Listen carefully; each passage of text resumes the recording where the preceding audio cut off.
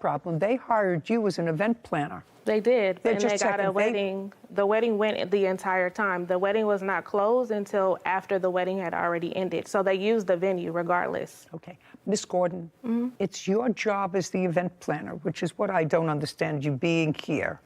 It's your job as the event planner. They don't live in Las Vegas. That's your job to ensure that the place that you select is a venue that's capable of performing the duties that you outlined in your contract, which means they serve food, they're allowed to serve liquor, they're allowed to dance, they're allowed to host an event of how many people? It was supposed to be 120, but all of my guests didn't get their invitation. So. Okay, so over 100 people. Your Honor, it wasn't that they were not allowed to have the wedding there. They were allowed to have the wedding there. What they were not allowed to do was the business was not allowed to operate after a certain time, and that is what the business owner produced to us. Just a second. You want to show me a contract that she signed with that business owner? Ms. Gordon? Yes, I do. Yeah, I would like to see the contract that you signed with this business owner.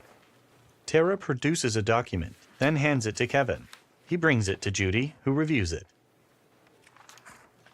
Sarah, just for my own information, would you look up this venue, please? Tell me what you find.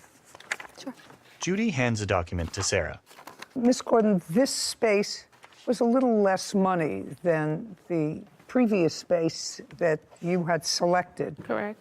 $500, $700? Yes, and that's because they were not providing all of the things that the original event place was providing. Was this event space that you booked at the end of the evening, I don't want to use the word raided, closed by the police? That's either a yes. Did the police arrive at this venue? Yes, they did. Okay. And what time did the police arrive at the venue? They arrived at 9:30. Is there a police report that anyone has? No. And how many parties have you done where police arrived at the end of an evening or during the course of an evening in the 2 years that you've been in Las Vegas? Never. And the police arrived at this wedding not because anybody was creating a disturbance, there weren't shots fired. Well, no, that is why. Beatrice's eyes widen.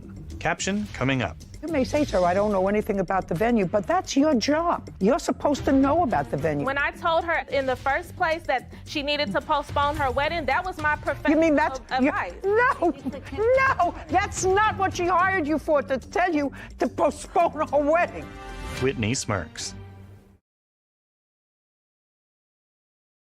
A courthouse. The Judy Justice logo appears. In the courtroom, Tara, Beatrice, and Nicholas. Wedding planner Tara Gordon claims her former clients, Beatrice Jackson and Nicholas Smith, owe for the balance of their wedding.